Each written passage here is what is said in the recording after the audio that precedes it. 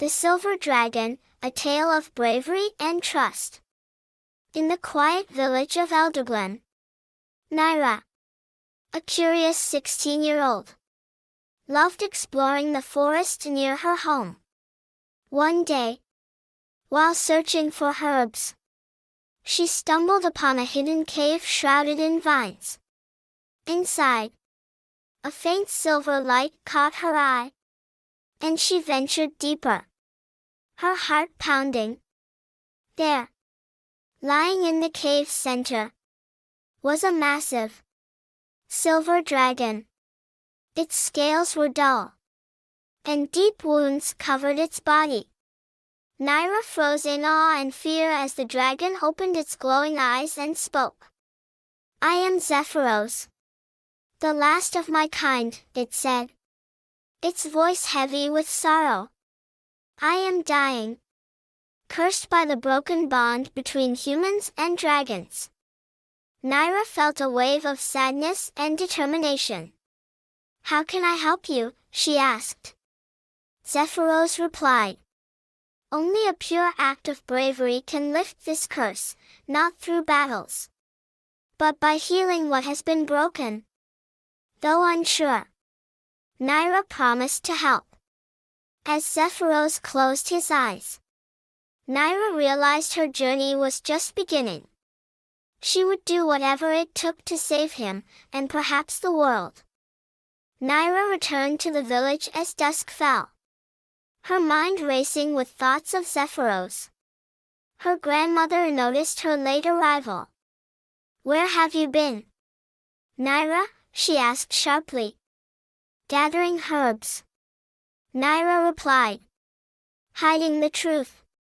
She couldn't risk anyone knowing about the dragon, not yet.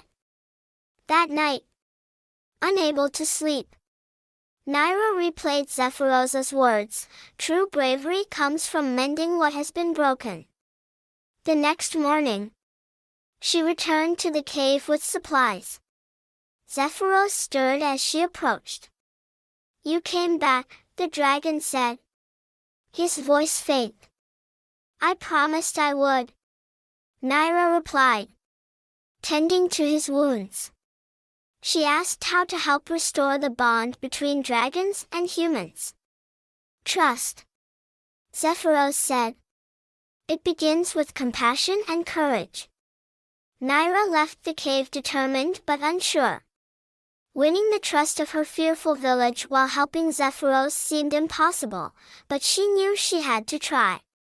As the days passed, Nyra continued to visit Zephyros in secret, bringing him food and tending to his wounds.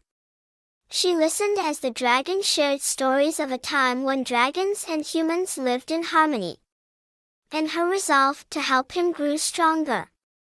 But her frequent absences did not go unnoticed. One morning, as Nyra prepared to leave the cottage, her grandmother stopped her. "Nyra, you've been disappearing every day. What are you hiding?" she asked, her tone sharp. "Nothing, grandmother," Nyra replied quickly, avoiding her gaze. "I've just been gathering more herbs." Her grandmother's frown deepened. "Be careful. The villagers are on edge.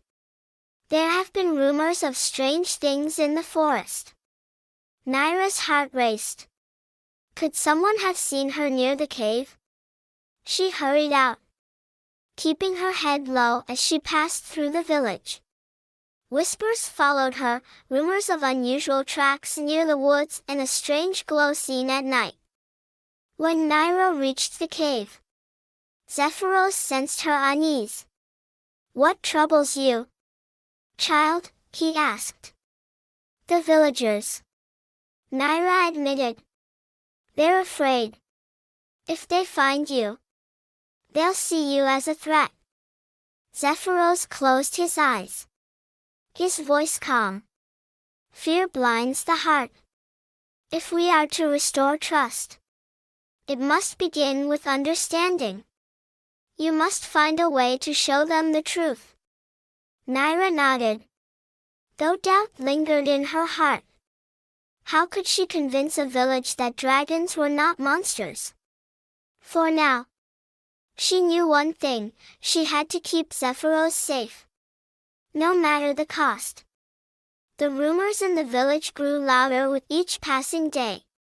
Hunters reported strange claw marks on trees, and some claimed to hear deep, rumbling sounds coming from the forest at night. Fear began to grip the villagers, and talk of organizing a search party spread quickly. Nyra listened to their whispers as she walked through the market. She kept her head down, her mind racing. If the villagers found Zephyros, they would see him as a monster and try to harm him. She needed to act fast. That evening, Nyra visited Zephyros. Her steps hurried.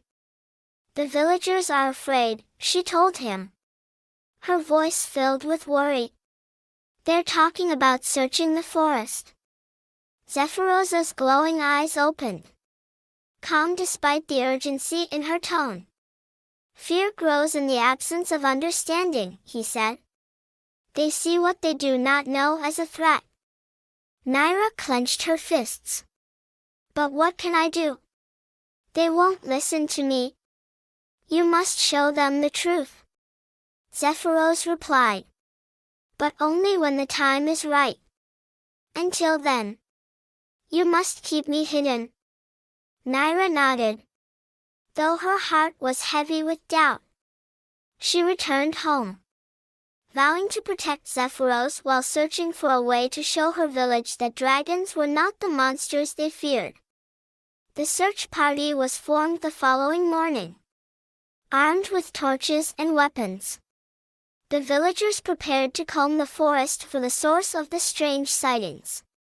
Nyra watched from a distance, her heart sinking as she overheard their determined plans. "If it's a wild beast, we'll take care of it," one villager declared. Nyra knew they wouldn't stop until they found Zephyros. She hurried to the cave, her mind racing.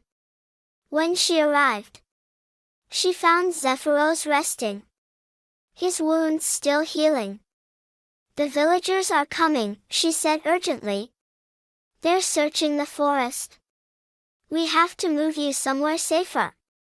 Zephyros opened his eyes, his calm demeanor steadying her. "I cannot move far in my condition," he said. "But fear not, Nyra.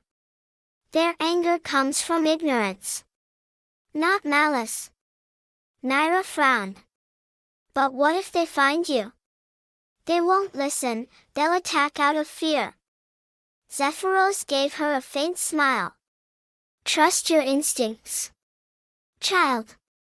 You've shown courage and compassion, qualities that can guide you through even the darkest times." As Nyra prepared to leave, she made a silent vow: she would protect Zephyros, even if it meant confronting the search party herself. She couldn't let fear destroy the last dragon, and the hope he carried for the world. The villagers spread out across the forest, torches flickering in the twilight. Nyra followed at a safe distance, her heart pounding as she watched them scour the woods. Every crack of a twig or rustle of leaves sent waves of panic through her. If they found the cave, it would all be over. She overheard their murmurs. "Tracks lead this way," one hunter said, pointing toward the deeper part of the forest. "Could be a bear, or something worse," another added grimly. Nyra's mind raced. She needed to mislead them. Quietly, she crept ahead of the group and left false trails, dragging a branch to obscure tracks leading to Zephyros's cave. She scattered broken twigs and disturbed leaves to create a convincing diversion. Hours passed as the villagers searched, growing frustrated. "Nothing here," one muttered. Maybe it's just rumors after all. Nyra breathed a sigh of relief as the group began to retreat toward the village. She waited until the forest was quiet before hurrying to Zephyros's cave. "They didn't find you," she said, her voice shaking. "I led them away." Zephyros gave her a solemn nod. "You have a clever mind, Nyra. But this is only the beginning. Their fear will not vanish so easily." Nyra knew he was right. She had bought them time. But the danger was far from over. If the villagers returned, she needed a plan, not just to hide Zephyros, but to change their hearts. After the villagers returned to the village, grumbling about their fruitless search, Nyra sat by the fire in her cottage, her mind racing. She had kept Zephyros safe for now, but she knew it wouldn't last. The villagers' fear and mistrust were growing, and they wouldn't stop until they felt the forest was secure. The next morning, Nyra returned to Zephyros's cave. The dragon, though still weak, greeted her with a steady gaze. "They didn't find you," Nyra said, kneeling beside him. "But it's only a matter of time. I need to do something more." Zephyros studied her for a moment. "What do you intend, child?" Nyra hesitated, then spoke firmly. "I need to show them the truth. They see you as a threat because they don't understand you. If they saw your wisdom and kindness, maybe they'd stop fearing you." Zephyros closed his eyes thoughtfully. "Trust is not built in a day, Nyra. But you have the heart of someone who can plant its seeds. What will you do?" Nyra took a deep breath. "I'll start with the elders. They hold influence over the village. If I can convince them to listen, maybe they can help." Zephyros gave a faint smile. "A wise plan, though not without risk. Be cautious, Nyra. Fear can make even the kindest hearts lash out." Nyra nodded. She didn't know how the elders would react, but she knew one thing: she couldn't keep hiding Zephyros forever. To protect him, she needed to build trust, and it had to start now. Nyra approached the village elders with trepidation. They were gathered in the central hall, discussing the recent search party and the strange signs in the forest. The eldest of them, Marlo, glanced at her as she stepped forward. "Nyra," Marlo said, "what brings you here? You've been spending a lot of time in the forest lately." Nyra hesitated, then steadied her voice. "I've seen the tracks and the signs too. But I don't think we're dealing with a wild beast. It's something different, something that doesn't mean us harm." The elders exchanged uneasy looks. "What do you mean?" another asked. "If there's a threat in the forest, we must eliminate it." "It's not a threat," Nyra said firmly. "It's a dragon." A stunned silence filled the room. Then Marlo leaned forward, his eyes narrowing. "Dragons were hunted to extinction long ago. Are you saying you've seen one?" Nyra nodded, her heart pounding. "Yes. It's injured and weak. It doesn't want to hurt anyone. If we leave it in peace, it won't harm the village." The elders murmured among themselves, their expressions shifting between disbelief and concern. "You expect us to believe this?" Marlo finally said. "Dragons destroyed entire villages in the past. How can we trust it won't do the same?" "Because I've spoken to it," Nyra said boldly. It's not like the stories. It wants peace, not destruction. The room fell silent again, and Marlowe studied her intently. You're asking us to trust a creature we've feared for generations. That's not an easy thing. Nyra. Nyra took a deep breath. I'm asking you to listen. Come with me. See for yourselves before deciding. Marlowe frowned but eventually nodded. Very well. If what you say is true, we'll see it with our own eyes. As Nyra left the hall, her heart was heavy with uncertainty. Convincing the elders to see Zephyros was one thing. Convincing them to trust him would be another battle entirely. Nyra led the elders to Zephyros's cave, their torches flickering as they walked. At the entrance, Marlowe hesitated. Are you sure about this, Nyra? Trust me, Nyra replied. Inside, Zephyros lifted his head, his silver scales glinting in the dim light. Welcome, he said calmly. I mean no harm. The elders froze in disbelief. How can we trust you? One demanded, raising his weapon. Nyra stepped between them. He's weak and hasn't hurt anyone. If he wanted to attack, he wouldn't wait. Marlowe lowered his torch. If you truly want peace, why are you here? To mend what has been broken, Zephyros replied. The elders murmured uneasily before retreating. Marlowe turned to Nyra. We'll see if your trust is deserved. As they left, Zephyros said to Nyra, You've planted the seed of trust. Now, we must help it grow. The village buzzed with whispers after the elders returned. News of the dragon spread quickly, and fear gripped many hearts.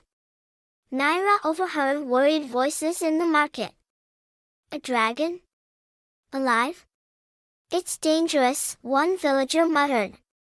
It should be dealt with before it's too late, another agreed. Nyra clenched her fists. She had hoped the elders' visit would ease their fears. But instead, it seemed to fuel the villagers' distrust. At the cave, Nyra shared her worries with Zephyros. They're afraid. They don't believe you mean peace. Zephyros nodded slowly. Fear is a strong root. But even the deepest roots can be loosened. We must give them reason to trust. Nyra thought for a moment, then said, Maybe if they see you help someone or the village, it could change their minds. Zephyros's glowing eyes softened. A wise idea, Nyra. But it must be their choice to accept it. Nyra left the cave determined to find a way to show her village that Zephyros was not the monster they feared. It was a small step, but one she hoped would begin to turn the tide. Nyra returned to the village, searching for a way to prove Zephyros's good intentions. She overheard villagers speaking of a recent problem, the river, which provided water to the crops, was blocked by a rockslide. The crops will wither if we don't fix it soon, one farmer said grimly. Nyra's heart leapt. This was the opportunity she needed. She hurried back to Zephyros's cave and explained the situation. You could help clear the rockslide, she said. If the village sees your strength used for good, they might begin to trust you. Zephyros considered her words and nodded. I will help. But tread carefully, Nyra. Not all will welcome this gesture. The next day, Nyra led Zephyros to the blocked river, careful to avoid being seen. With a powerful sweep of his tail and claws, Zephyros cleared the rocks, freeing the water to flow once more. Nyra smiled. "You've done it. Now, we wait," Zephyros replied. When the villagers discovered the river restored, they were astonished. But confusion and suspicion lingered. Nyra hoped the act would plant a seed of trust. But she knew more would be needed to change their hearts. Word of the cleared river spread quickly through the village. At first, the farmers were relieved. But their gratitude soon gave way to unease. "How did this happen?" one villager asked. "The rocks were too large for any of us to move." "It had to be the dragon," another whispered. "But why would it help us?" Nyra overheard these conversations, her heart sinking. She had hoped the act would ease their fears. But the villagers' suspicion only deepened. Some believed it was a trick, while others saw it as a sign of the dragon's power. At the cave, Nyra shared the mixed reactions with Zephyros. "They're confused," she said. "Some are grateful, but others think you're dangerous." Zephyros nodded, his voice calm. "Fear does not vanish with a single act. Nyra, it takes time. We must continue to show them that trust is not a weakness, but a strength." Nyra left the cave determined to try again. She knew changing the villagers' hearts would be a slow process. But she refused to give up on her promise to Zephyros. As the days passed, tension in the village grew. Some began to see the dragon's act as a gesture of goodwill, but others remained firmly against its presence. Marlowe, the elder, called a village meeting to address the growing divide. "We cannot ignore the dragon's actions," he said. "It cleared the river. But can we truly trust it? What if it's a ploy to lull us into a false sense of security?" Nyra stood up, her voice steady despite the crowd's murmurs. "Zephyros isn't a monster. He's shown his intentions by helping us. Why would he go to such lengths if he meant harm?" "Because dragons are clever," one villager argued. "They don't act without reason." Nyra felt the weight of their doubt but refused to back down. "I've spent time with him. He wants to mend the bond that was broken long ago. But he can't do it alone. Trust isn't a one-way street." Marlowe studied her carefully. "And what would you have us do?" "Nyra? Give him a chance," she said. "Let him prove himself again. If we work together, we can find peace." The room fell silent as the villagers exchanged uncertain glances. Finally, Marlowe nodded. "One more chance. But if he falters, we will act." As Nyra left the meeting, her resolve grew stronger. This was their chance to change the narrative.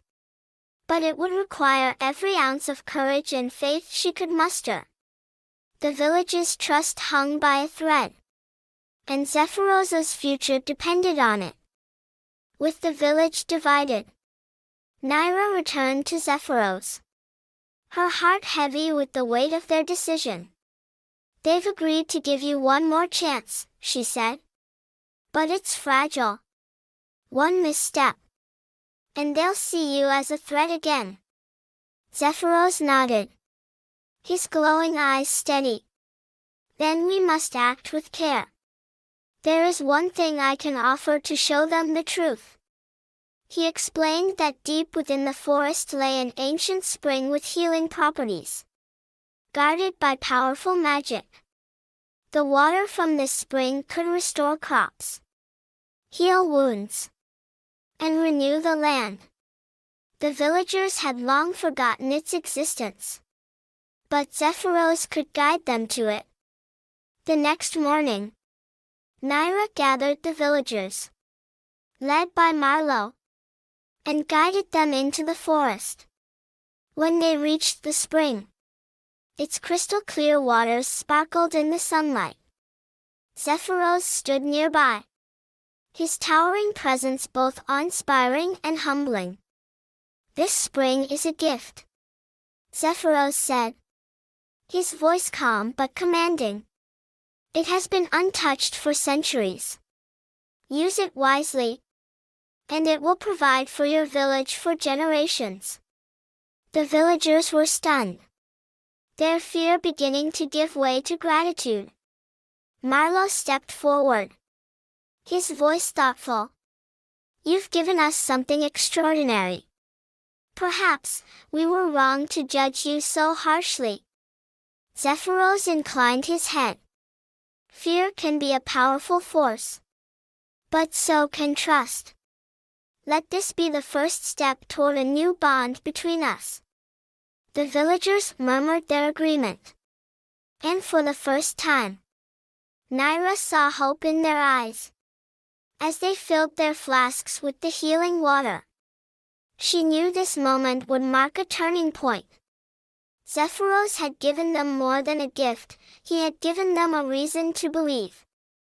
The villagers returned from the forest with flasks of the spring's healing water, their hearts lighter than they had been in weeks. Word of Zephyros's gift spread quickly, and the once hostile whispers about the dragon began to shift. Many saw the spring as proof of the dragon's peaceful intentions. Nyra stood with Zephyros at the edge of the forest, watching the villagers work together to distribute the water. Crops began to flourish. Sick children grew stronger, and the land seemed to come alive again. The villagers no longer avoided Nyra but instead approached her with gratitude. "You were right about him," Marlowe said one afternoon, standing beside Nyra as they watched the thriving fields. "Zephyros is no monster. He's a guardian, a reminder of what we've lost and what we can rebuild." Nyra smiled. "He believes trust can heal even the deepest wounds." Marlowe nodded. "We owe you both a debt we can't repay. If the dragon wishes to stay, he is welcome here." When Nyra shared the villagers' words with Zephyros, the dragon's eyes glimmered with warmth. "This is only the beginning," he said. "But the bond between dragons and humans has begun to heal.